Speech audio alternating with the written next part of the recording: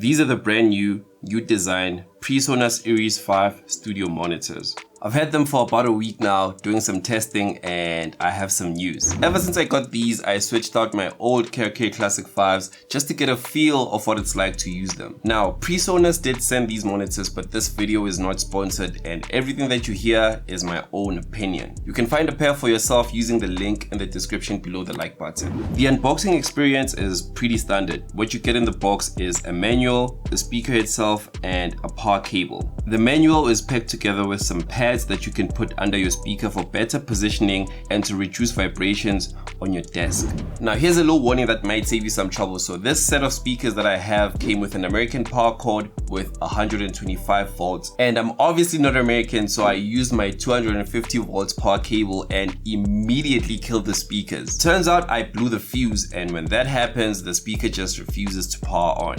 But luckily, most studio monitors come with an extra fuse in case something like this happens. You just need to power off the speaker, disconnect it from the power socket, and if you look closely under the power connector, you should be able to pop out the fuse using a flat screwdriver, and then right under it, there's an extra fuse that you can push out using any thin rod to replace the old one. And then after that, you should be good to go. Some studio monitors can work with both 125 and 250 volts power cables, while others like the Eris 5 will require you to manually select the voltage at the back of the monitor. So before powering the speaker back on, I had to switch using the red AC selector from 115 to 230, which is close enough to 250. Now moving on, let's talk about the design and how it's different from the previous model of this speaker. It features the classic blue PreSonus driver and a silk dome tweeter. What I really appreciate about this design is the plastic at the center of the dome caves in instead of out, and there's a metal grill protecting the tweeter. That means that it's physically impossible for you to damage them and make them look like this. The elliptic design around the tweeter is similar to the XT version of the previous E5s, and this is supposed to make sound spread out a little bit better. The PreSonus logo at the bottom right no longer glows like the previous model. Instead, it's a sort of an embossed silver logo, and what actually glows is the light right above the base port, which glows blue when the speakers are active and white when they're in standby mode. The base port is still in the front, which is what I prefer because it means that you will receive the sound as it is, even if the speakers are placed very close to a wall, which in my case, they are. Moving over to the back panel, you get the standard monitor controls. You can control the overall gain, high, mid, and low frequencies. I personally like to keep everything at 0 or the flattest setting possible because, is that not the point of studio monitors? But depending on the acoustics of your room, you do have the option to customize them. My room is fairly treated, and with programs like Reference from SonarWorks, I don't need to change anything on the speaker itself. Right below the controls, there are 3 inputs. It's the unbalanced RCA and balanced TRS and XLR inputs. To get the best performance from your speakers, I would advise you to use any of the 2 balanced inputs. Now moving on to sound quality, which is the part that matters the most.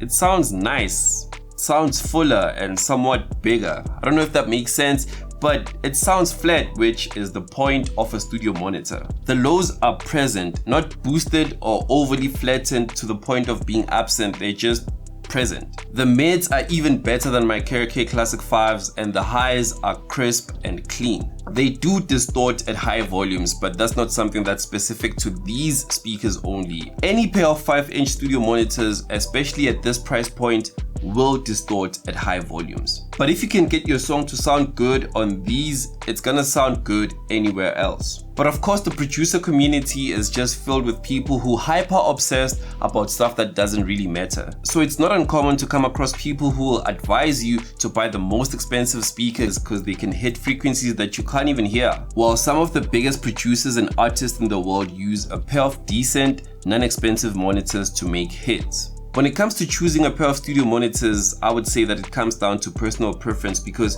they all sound different and none of them is so good that it's gonna magically turn you from a bad producer to a good one, and none of them is so bad that your music becomes unlistenable. Now, I try not to make any product sound too good whenever I review it. I try to find a flaw or a drawback because I believe that's what's fair for anyone watching my videos. With these speakers, I found 2, and one of them is something that I can learn to live with, but one of them really bothers me. The one that bothers me less is that I've gotten used to not switching off my monitors.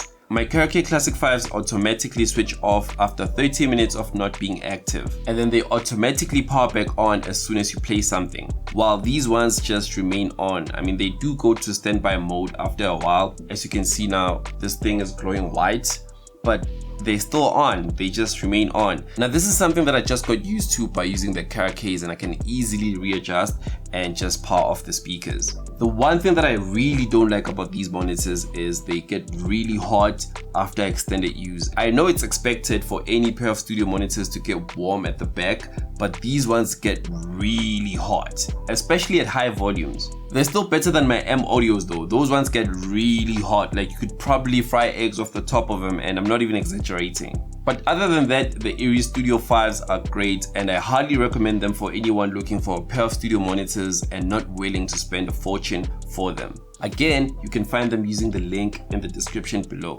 To check out my top 5 studio monitors video, click here. Peace.